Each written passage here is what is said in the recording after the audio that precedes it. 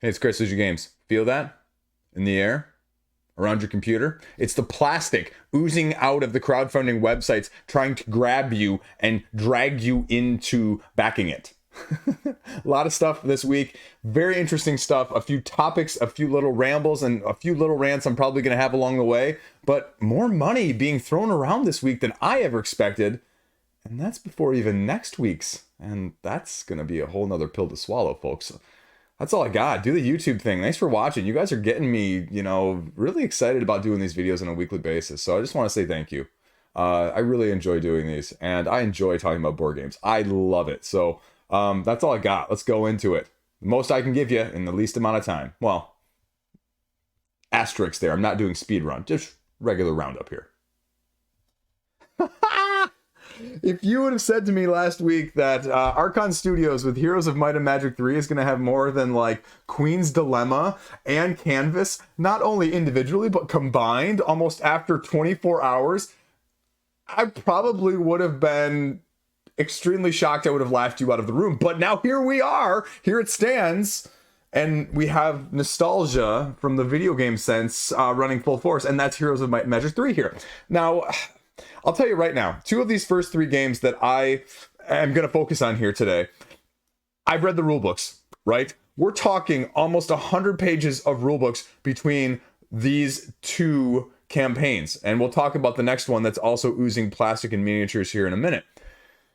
Here we have Heroes of Might and Magic 3. Heroes of Might and Magic 3 is a competitive, alliance, team-based, or solo game. Now, this is the other interesting thing. Right now, I'm going to get it right off the bat. 1 to 3 player faction game. But one of the modes that they're already bringing you is 2 versus 2. So you literally have to pick up an expansion to be able to even play the mode that they're including with the base game.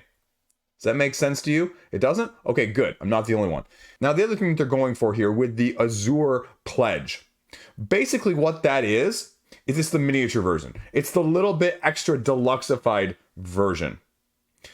Because you'll also note that they, maybe not up here, but they say it somewhere right near the top here, that there's a Kickstarter exclusive, which already sort of they need to tweak it because they already sort of break that down below. Because when they get to the stretch goals here, when we, scroll down far enough, they also say Kickstarter exclusive plus trade show exclusive, right? So this is not really Kickstarter exclusive, and take that for what you will. I'm not complaining that you can be able to get it at some of the conventions later down the line. But I'm saying, if you're going to tell me up top here that it's Kickstarter exclusive and I'm going to have to FOMO it to get it during the crowdfunding campaign, well, that's not really the truth either.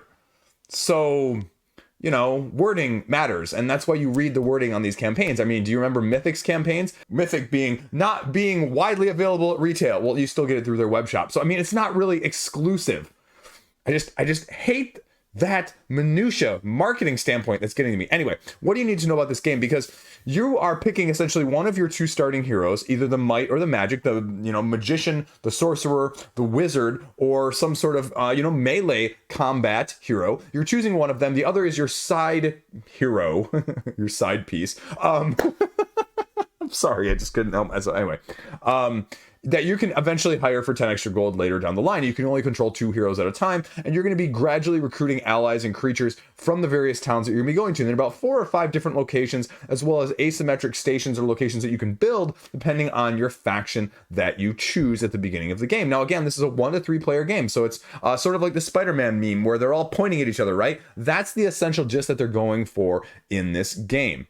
You have a lot of card-based, card-playing actions, but also combat in the same way. But combat is actually addressed on a completely separate board. You have this overworld board right here with the hexes, where as you move on to new areas, you get to align the hexes. But the tricky part about aligning the hexes is that if you put a new hex down, it has to be touching 2 hexes. And these are not just your regular just hexes.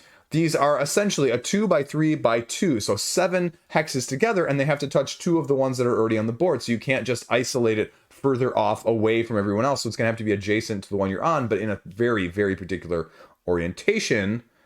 But you also get to choose the orientation that's closest to you as you're moving onto it. So it's a little bit of nuance there. But it's also going to have some dice-based combat that you're going to have to deal with between the attacks and the defenses of various creatures. And you get to a little bit tactical strategery with the combat board, because you get to place your units on the board, and you can have 5 per side, 5 combat units, and the combat units are designated either as few or many, depending on which side of the card is up. And the interesting thing is, if you defeat the many, then you flip it over to the few side. So I mean, it's like attrition in a sense. So what else do you need to know? You're going to be going across, managing your town, managing your resources. The interesting way that they've gone about this is you're going to have two types of rounds that you're going to be alternating between. So one is basically an event round, where an event happens, everyone has to acknowledge it on their turn with their actions that they're taking. And then the other one, it's going to be you get your resources and then you take your turn. And so everyone takes one of those, and then everyone takes the other one. So it's the same round actions that you're going to be taking each time, but the essential event that's happening at the beginning of the round is either like a massive global event that affects everybody, or it's everybody gets income. And so that's the dynamic you're going to, especially even with the 2x2. The weird thing about this, especially at the lower player counts, but I think it actually happens even at the higher player counts, is you're going to be having a neutral party that you're going to be fighting up against potentially. And as you reveal these tiles, it's going to put out more neutral units, and there's difficulty, but the difficulty isn't really like the difficulty that we're used to. It's difficulty in terms of scaling the number of neutral units that you're going to be going up against when you start exploring, especially on the battlefield aspect of things. Here they talk about the Azure stretch goals and combat, using miniatures instead of cards or tokens, whatever they're going to use. But the core game is going to come with just a set of miniatures, and this is the sort of thing that I was a little bit weirded by, and I'm not sure if I'm looking at this correctly or not yet, but the expansions all seem to have miniatures. The expansions all seem to be miniature heavy. So if you don't get the miniature version, which is, let's scroll it up here, right here, basic pledge, the Azure pledge, which is what, $123? If you're not getting that one, I don't think your expansions are exactly going to match your base game fully. And that would be the slight turnoff there, because you're not going to be getting these castle models and these dungeon models and the Acropolis models and all that fun stuff, right? So that's going to be the thing you're missing out on. Now, you can get a little bit of savings as well. They say something like $30 if you get all the expansions, which again is going to cost you $175. That's not inexpensive. And they're putting two factions in the expansions, and then one of them is just a whole battlefield mode, which we'll talk about in a second, I'm sure, right here, because it's offering, like, instead of, overworld and then battlefields in between, it basically just gives you battlefields, and you can draw from the decks and get a number of allies, creatures, heroes, and then just do the battle portion of thing if that's what you're looking for. The problem also with this game, though, that I can see potentially arising is in this 1 to 3 player game, there is player elimination. So if you really do get ganged up on, you could be completely knocked out of the game. But don't worry, you can play as the neutral faction then to do the AI system for the other two people that are still playing. I mean, that's appealing, right? Anyway, here's the Battlefield expansion that I just mentioned, and then they run through that. Battlefield. Here's the Rampart expansion, which gives you a whole nother set of miniatures and Rampart units, and the Elven Lord has been slayed, and you're trying to, stop the Necromancer or something that, blah, blah, blah, blah, blah. Fortress expansion, same thing. Cultists, Fortress, blah, blah, blah, blah, blah, all that goes along with that. I mean, there's some cool models here. I mean, don't get me wrong, that Hydra looks freaking awesome. Like, that Hydra, Archon Studios, if you want to send me that Hydra so I can start a collection in the background to go up with Egnite over there, that would be cool. Let's see, what else could we add with it? What else we got going on here? Yeah, that dragon, or actually, you know what? That Pegasus, Archon Studios, Pegasus and Hydra, Liege Games. Anyway, I'll send you my address in the comment section. Anyway, that's all I got. There's a couple of videos out here. There's a couple of reviews. You can check out all the videos. There's a little gameplay. It runs through the pledge levels. I mean, that's kind of everything. They're getting the stretch goals. Here are the stretch goals I was talking about, right? The Kickstarter and Trades Show exclusive. Okay. Core upgrade. Okay. I mean, there are a few of these that are Azure, if you're looking, that are the exclusive. So, but again, those are mostly miniatures. But although this one actually has a card with it, so there is a little bit of gameplay content that you're potentially going to be missing out on as well. Although this one, again, is just a miniature. This one is a miniature. So we'll see if that stays true. How much of that is each of them? I have no idea. But they've got some stretch goals. They're stretching out the stretch goals. So we'll go from there. That's Archon Studios' Heroes of Might and Magic, right? Everything you need to know. Again, this is a 44-page rulebook. It's a lot more complicated than I am sort of alluding to, because there's a lot of going on in terms of the upkeeps and the buildings and the stations and the traveling back and forth between the hexes and the amount of movement that you have, and then the battling that's going to go back and forth, because sometimes if you're fighting neutral units, then the battles only last one round. But then if you're not fighting a neutral unit, you're fighting an enemy hero, then it goes until someone else gets completely knocked out. So those are the things you kind of need to know in a nutshell. But right, it's miniature heavy, plastic heavy. So that's kind of the aspect of things that's also playing a role here in another triple digit price point game to launch on crowdfunding in the last month, well, or two. So take it for what you will. There you go. Next up, let's just go straight to it. I was going to do this out of order. I was going to do Maple Valley next, but let's do Werewolf the Apocalypse Retaliation. Okay, so this is from a company that also did a Vampire the Masquerade miniature-based, more RPG-style crawl-ish game, and it was Vampire the Masquerade Chapters. Now, this is Werewolf the Apocalypse Retaliation, so apparently, you know, it needs to have 4 words in the title. And so, sort of like Leader Games, right? It has to be a 4-letter word. Anyway, I digress. 30 minutes per player in 30 scenarios that are going to be given in this base game. And this is more RPG-esque, because a lot of the customization, especially at the beginning of the game, is going to be as creating your own werewolf and your own werewolf pack and your own werewolf background and your own werewolf criteria, characteristics that are going along with it from that aspect of things. So there's a really heavy emphasis on the RPG aspect of this game, more so than a lot of the other games, because as you go along, you're also going to be having a pack, and you're going to have pack tactics, and you're going to be interacting with the packs, and you're going to have ways of utilizing those in not only a combat situation, but also a skill check investigation, because as you are a Lupin, as you are a werewolf, you have one of 3 forms that you're going to be able to transform or shapeshift back and forth between. You have your human form, your wolf form, and your werewolf form. I mean, obviously, right? I mean, who needs to actually explain those? Well, I mean, obviously, your human form is going to have more interaction abilities, your wolf form is going to have more stealth, and your werewolf is just going to be chaos and rage contained in a very large package, which is actually going to take up 2 spaces on the map instead of just 1. Didn't know that though, did you? So again, this is a 44 or so page rulebook, and so between the 2 of these books, I think you really need to dive in heavy, because there's going to be mechanics in both of these games that you might not prefer. Again, there's going to be dice driven skill checks in this game as well that you're going to be keeping an eye out for. There's going to be a lot of events, there's going to be a lot of interaction, there's going to be NPCs going back and forth that you're going to be having to deal with. It's also going to be much more heavier on the narrative side than the dungeon crawl side if you're looking for that. I mean, you just need to know what you're getting into from that aspect. Now, the other weird thing again is they've got like 4 expansions here: Aftermath 1, Aftermath 2, Aftermath 3, and Aftermath 4 that are already going. Now, I give them kudos though, is it appears that they have their hand completely shown at the beginning of this campaign, which I prefer, actually. I don't like getting nickel and dimed by expansions 3, 4, 5 times during the campaign. So you get all the other stuff and the superfluous miniatures and deluxifications right here. And you can get those, and you want those, great. If those paint jobs are actually pretty good, I mean, $40 for that, so that's a pretty good deal, actually. So it runs you through sort of the backstory and everything you need to know from that aspect. Talks about the character customization of all those things that I just mentioned and all of the different aspects that you're going to be doing in your backstory and your character sheet. But then it goes into the actual gameplay, because that's what you actually need to know. You're getting combat, investigation, dialogues, as well as skill checks that I mentioned. And you're going to be going back and forth trying to figure things out as you interact with NPCs, combat, as well as doing these skill checks that are going to be present ever so much along the way.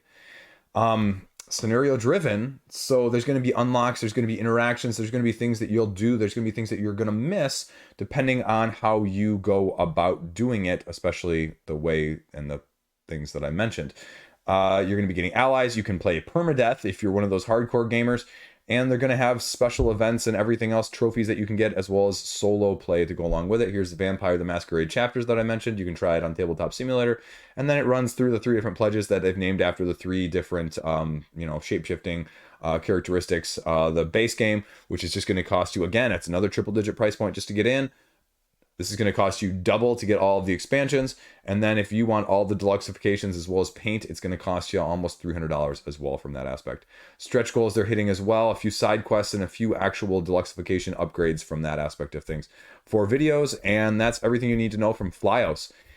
I don't know, this came out of nowhere for me. Like, I didn't expect this to do anywhere near this again, because I just didn't have any clue what this was going to entail. And people apparently like this. And werewolves, I mean, not as heavily overused as zombies, so I mean, I'll take it from that aspect of things. But this is definitely a heavier role playing with a dungeon element, not the other way around, and that's what you really need to be aware of the most. Next up, we're going to talk about, from Kids Table Board Games, we're going to talk about Maple Valley. Again, $100,000 on Over the First Day, which they said is their fastest or fastest funding to this level. I don't know, whatever. But it really looks like a solid game in the lines of the Creature Comforts. Now, this is not going to be a make it or break a Euro game that's going to be for heavy gamers. I mean, this is a 1 to 5 player, 60-minute or less game. And that's kind of the nice thing, right? Like when I did a review earlier this year of Treks Through History, like that's the nice level, sometimes the nice weight of games that you want to play because you can play 2 or 3 in a single night.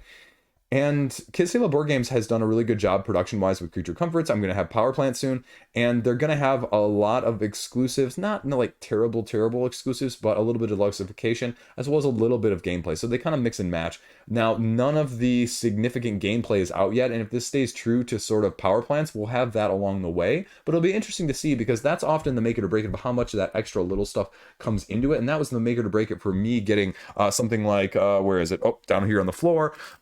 Fall of the Mountain King. That I had a couple extra mini expansions. It had a couple extra mini expansions with power plants, and I went for it because I like the really overall concept, and I can pay a little bit more for a little deluxeification and a little bit extra gameplay content. I'm okay with that, and that's what this is offering. And just like power plants, it's not through the roof. The deluxe edition was only going to cost you about $55, which is with the inflation costs everywhere, especially in crowdfunding. That's actually rather nice. I can swallow that pill right now.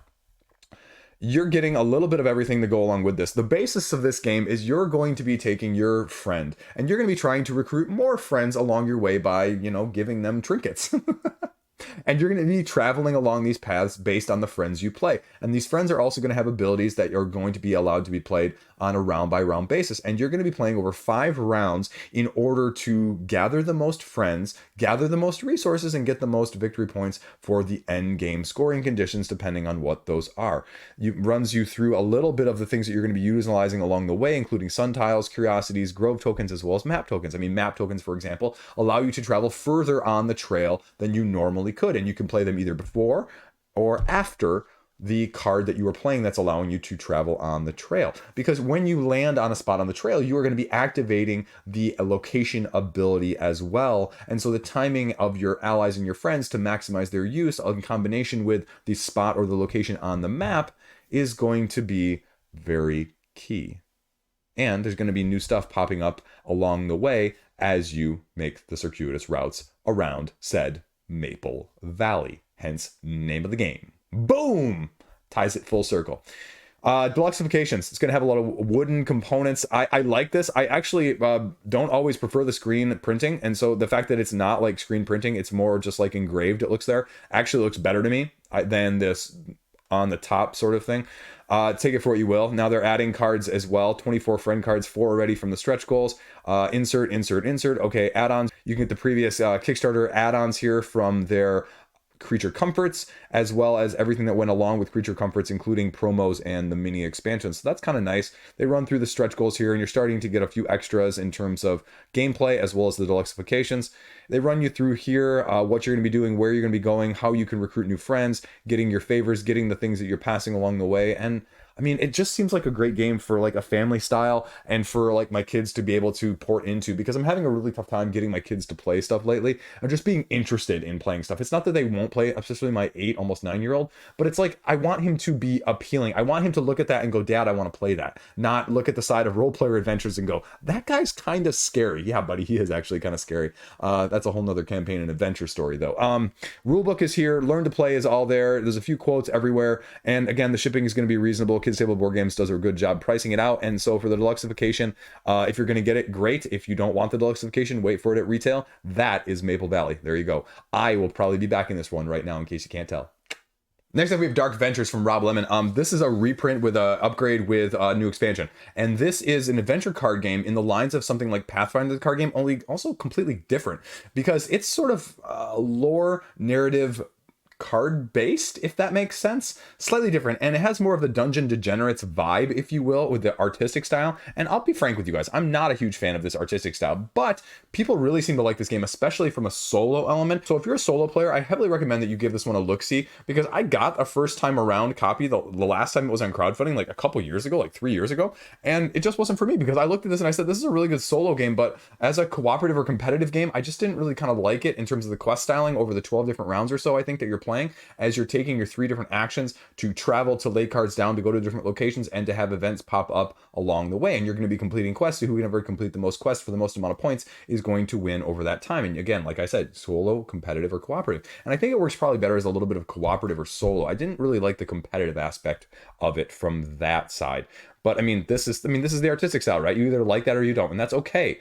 I look past the artistic style most of the time in these situations, regardless. And I only know that this one isn't for me because I played it previously. It's got a bunch of locations, a bunch of characters, a bunch of asymmetry. It really is a lot like Dungeon Degenerates, only if you took Dungeon Degenerates and made it like a lot less of the price point, as well as totally card based and a little bit of these thin little books that you're going to be opening up as location guides, essentially, as you flip them up. Different events are going to happen. And so that's what you're going to be min-maxing in terms of the items and the cards and the locations. And the expansions are going to be available as well to add additional card content, relics, items, treasures, everything else in between. You also have this Pit Arena expansion for another $16, which is going to add a whole new gladiator game scenario that you can play through, as well as just, cards to add to the decks and enemies and allies to obtain in the first place. So another Vile Invaders expansion, another guide here for said quests, side quests, and location cards. So again, tons and tons of content. This is, a very, very small box. I was really pleased about the size of the box. It was actually just totally packaged in one of the smallest boxes containing the most amount of stuff that I've seen in a long time on crowdfunding. So take that for what you will. It's not like one of those games, where that comes with half an empty box, kind of like the bags of chips nowadays that you're buying at the store because of food cost inflation. Anyway, whole nother side tangent there. But it is more narrative too. It's more narrative, it's more exploration, and it's more dice rolling, skill check sort of combat as well. So take that for what you will. It gives you a lot of background here. It gives you an overview of things. It gives you a little bit of cementing how the 5 guidebooks are going to be working. And it gives you even the upgrade kit if you are first time back around, so you can get all the new stuff as well. And look at this. I mean, these are all unique. Or most of them are. 44 and 57 are unique, and that's not insignificant when you have a game that this small in terms of size as well as scale, and that's giving a lot more replayability because you won't see 3/4 of these in game anyway. So there you go. It runs you through quest boards here, as well as the day tracker and everything you're going to be doing with the mats.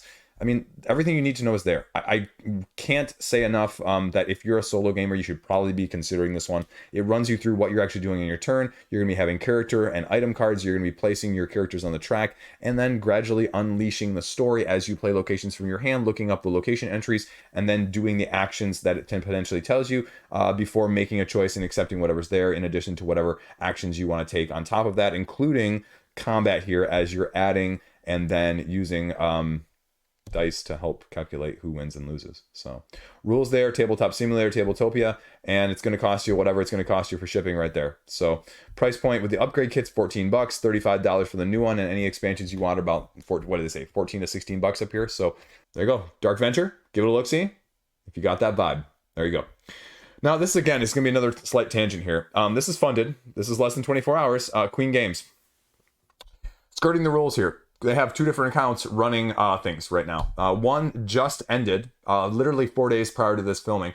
The Red Palace Alhambra, and with the big box stuff. And so this one is now running all of the other big box campaigns that they've previously done, which I have to assume is like selling off stock.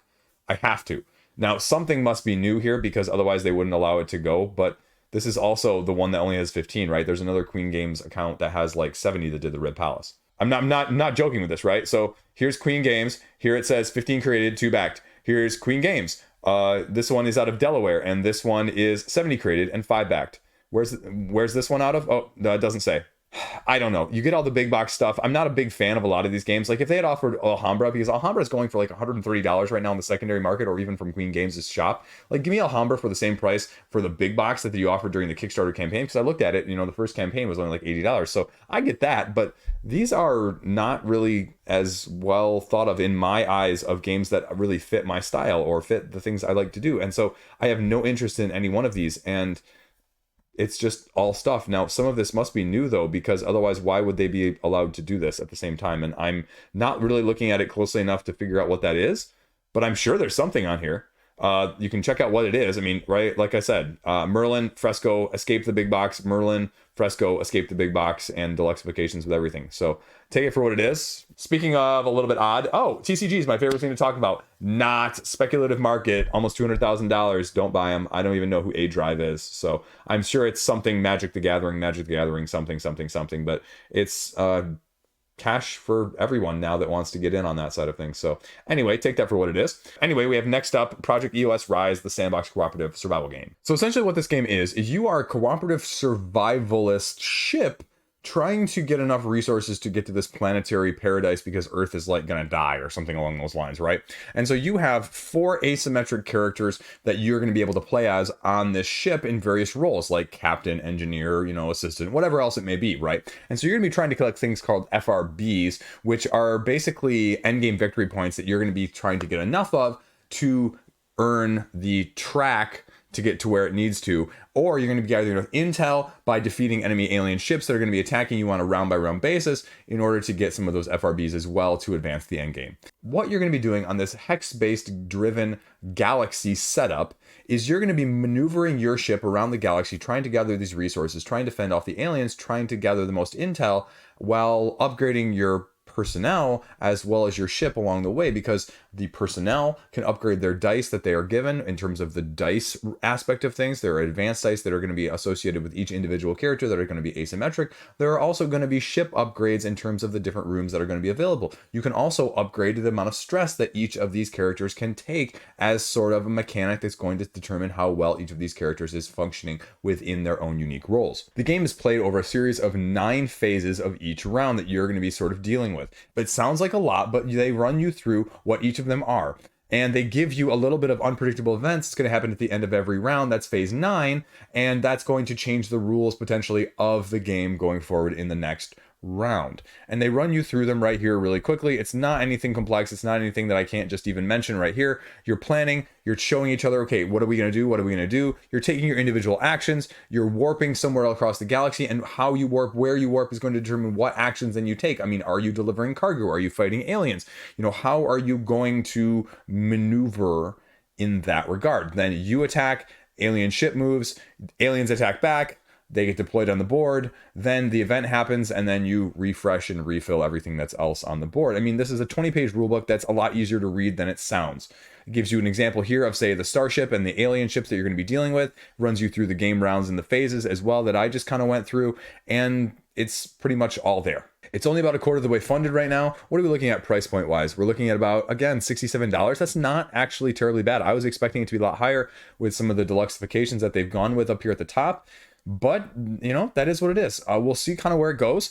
There you go. That is Project EOS Rise. Give it a look-see. Next up, we're going to go over to GameFound here, Bestiary of Sigillum. And this is the collector's edition. This is a redone version of a game from the mid-2010s from Crowdy Games. And it's about a quarter of the way funded right now. And so we're going to kind of see where this one goes. This is a potentially solo as well as competitive game where you're trying to take on your opponent, trying to knock out their castle with a preconceived deck or lineup of monsters. You're going to be controlling your catapult towers in order to destroy the enemy characters, and you're going to be using very tactical and very strategic elements, both their strengths and their weaknesses, in order to mitigate how you can do so. And there's going to be terrain that you're going to be going up against, and this is really going to be a fantasy heavy game. This reminds me very much of the Fire Emblem game in the terms of what you're going to be actually doing, because it's a little bit of area control along with the head-to-head battling. And now you're playing from 2 to 4 players because it's got sort of this cross-grid system that's set up. And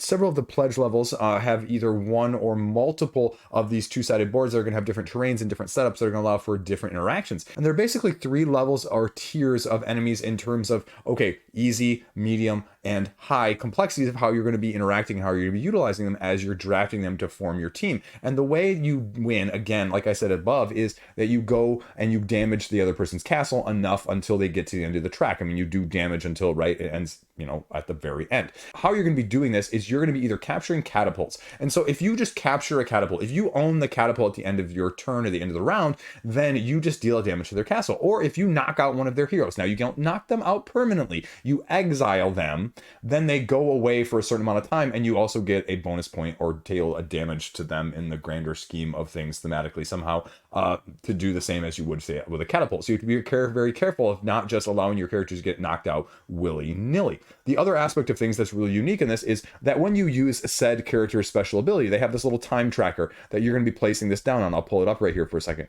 This little sigil right here, this little time dial right here.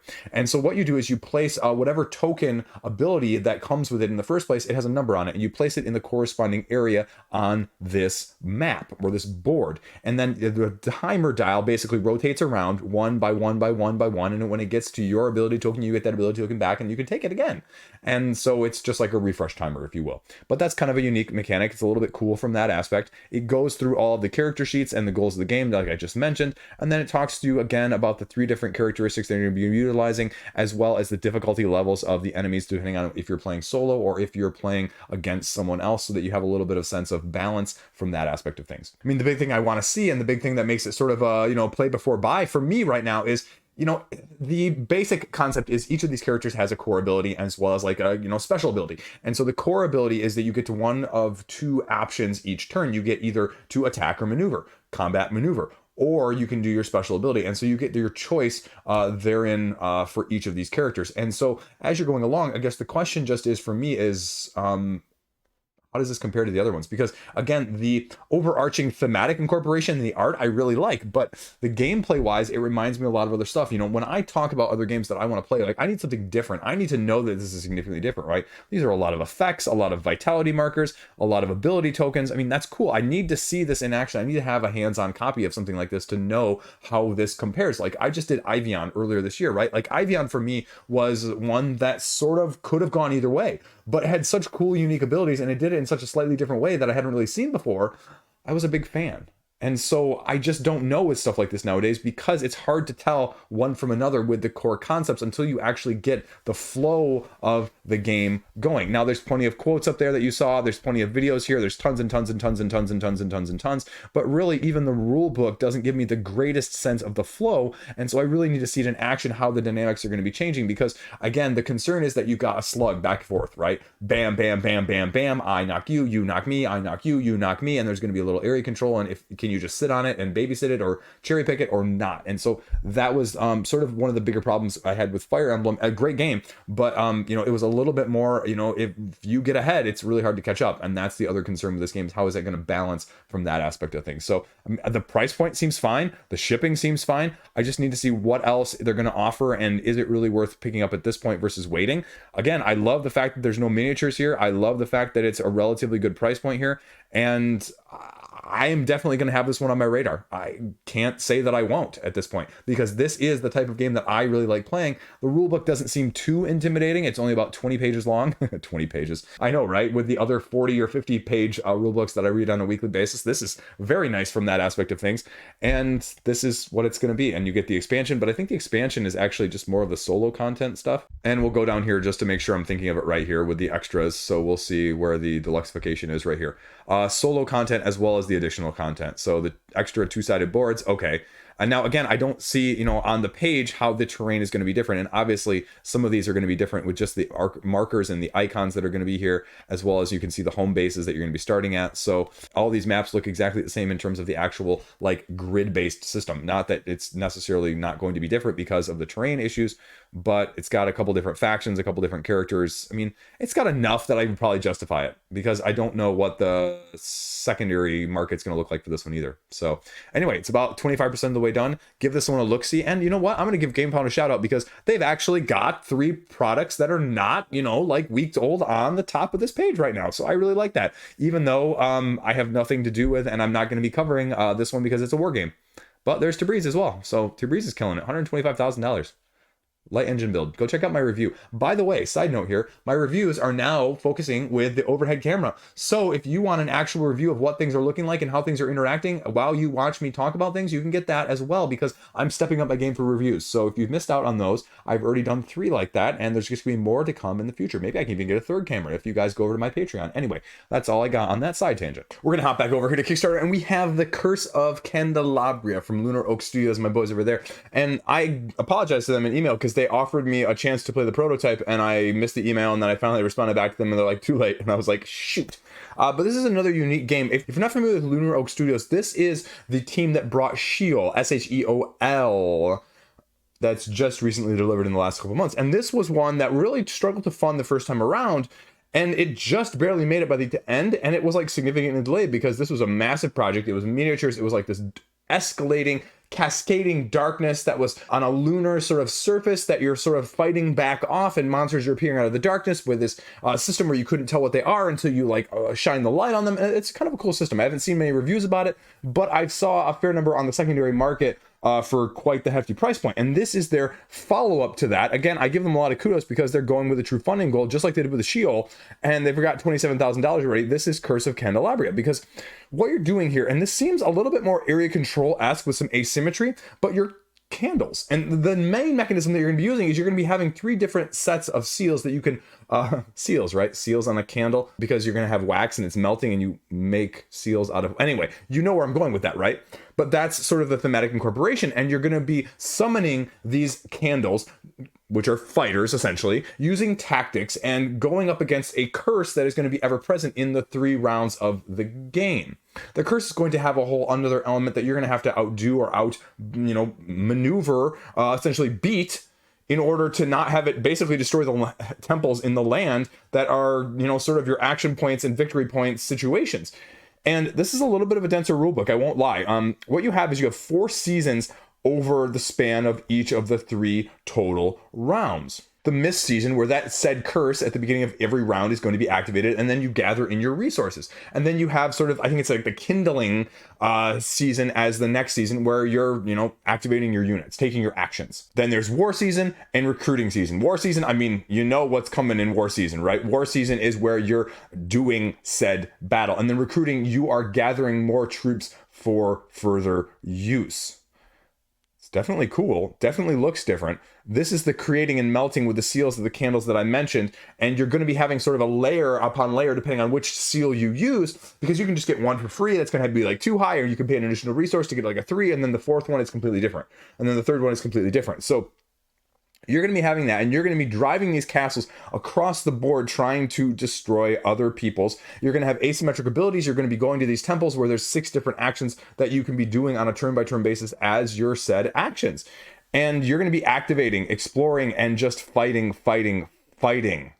And that's what you need to know. There's a few videos right here that you can check out. There's the rule book, which I've got pulled up here, and it's a little bit of a denser read. I'd actually, again, this is probably one of the only ones this week. I'd suggest probably watching some of the video if you want to learn how the flow goes, because I didn't get the greatest sense of the flow just by the rule book alone. Now, the other interesting aspect, and the reason I'm pulled up to this page in particular, is if you are starting as a particular clan, they actually have a starting turn order that you have to do. And I think I'm reading this correctly. Like, if you're this clan, you're always first. If you're this clan, you're always last. So how do you feel about that? I mean, I guess it takes away some of the like first player advantage sort of things, and it gets away from like, okay, I give you additional resources for going 2nd or 3rd. So it's a unique approach to that, but I can see people either being turned on or turned off by that as well. That's pretty much the nutshell version of it right here. They run through some of the background, they run through what some of the curses are and the pledge summaries. It's going to cost you $200 to get it all, but it's going to be $80 for the deluxeified version. They're going to have some Kickstarter exclusive deluxeifications here. And I didn't really know what else. Pre-washed, actually. Okay. So you've got colored plastic, and then it's got a little bit of the sun dropping as well to go along with that. And, that was what Sheol had as well. What are we getting here? 6-player expansion. Ooh, I have a tough time playing a game like this with 4 players, let alone 5th or 6th. And the solo mode is going to be separate, say what you will, on that side of things. And apparently the solo mode is going to have some sort of high ground mechanic. Anakin, I have the high... Sorry. Just totally get sidetracked there. Neoprene mat, art book, and everything else. Stretch goals that are going to go along with it. Check it out if you're interested in this. Again, it seems like a very combat-driven, heavy action, resource management, almost area control style game. So if that appeals to you, give it a look-see. And this one is, you know, also like adjacent, so I'm going to talk about it really briefly. The Frosthaven Gloomhaven Gaming Kit. Basically, it's a deluxification in the lines of a Broken Token-esque with wood.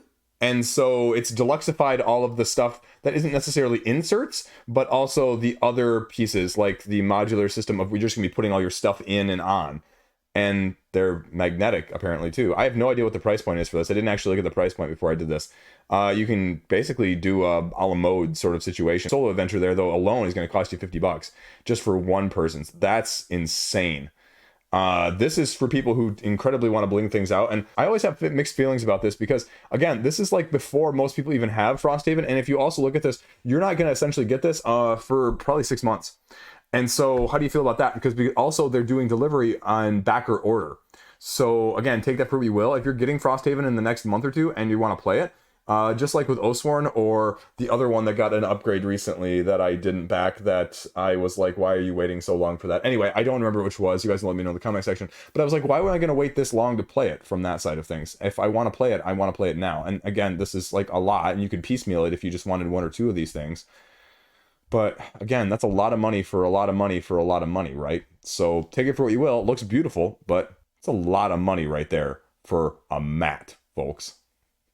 Speaking of a lot of money for things, check out the upcoming video I'm going to have over the next 2 or 3 days for Elden Ring. That is a whole nother story and debate as well. So that's the insert modification, deluxification, third party for Gloomhaven and Frosthaven. There you go. Next up, we have Legends Untold, cooperative adventure game for 1 to 4 players in the saga of the other Legends Untold games. I think originally from like 2019 on. And so this is another iteration, another standalone expansion, I believe. And so what you're going to be doing here is probably as close to an RPG style of game as I have ever seen coming to crowdfunding. And there's not any rules on the actual page here, but it gives you a little bit of an explanation in terms of why you're going to be getting it, or what the actual mechanics are down here with an example. So we'll skip down to this part as we get past it, right? So you end up with this card, and this card is going to have like a sneak and an initiative value, and it's going to have points of interest on the actual card itself. As you explore the actual card, you end up maybe potentially at another place where, again, similar elements that you're going to be exploring here. You have obstacles that are going to be in your way. Then the obstacle depends on your party order and your readiness. What happens? Oh, it's a trap. It's a test. You roll dice for that, as you can see, sort of like a d20 there as well. And then all of a sudden you have an enemy that spawns in front of you. It's going to be dependent on the counts. There's also going to be effects that are going to be engaged with it. As you go back up here, you can see there are some elements here that this is prone to flooding, and that this also has like insects near it. And so if you have abilities, like they say, like a druid who can manipulate the insects, or you have another ability that will allow you to manipulate the flooding in your favor in the battle, okay, those are the things that you're going to be eventually doing, scaling depending on the number of player count,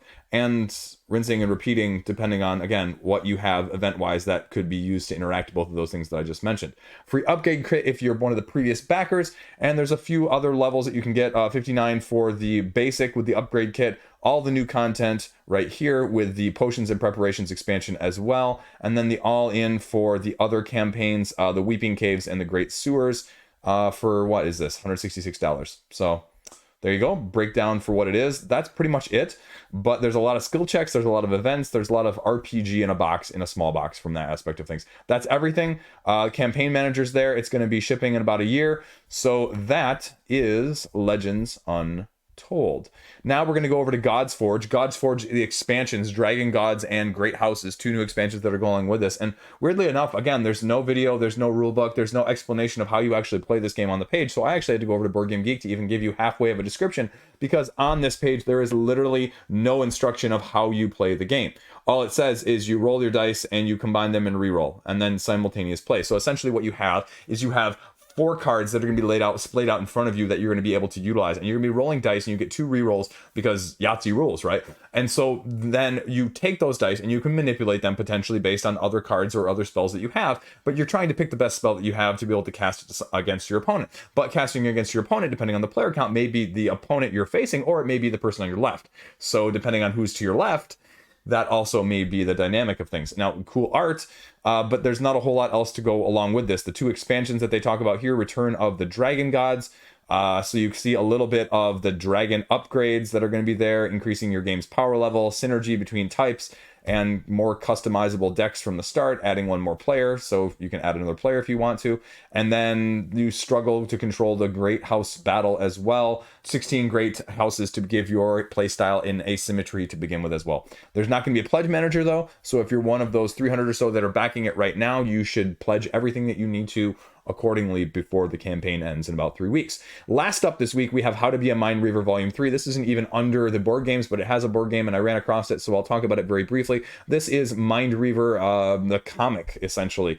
And what it's doing is it's broadcasting the comic, but it's also offering a little bit of a card style-ish game to go along with it. I mean, you're Cthulhu, you're a mind flayer, and you find yourself with this little girl that's dropped off, and you adopt her and you teach her how to stop adventurers in the dungeon, essentially is what they're going for. And so the game itself here is going down here. It's Gardenton. It's like badminton, only you're knocking this snitch-like thing back and forth across the net, and you're playing cards that correspond to this number.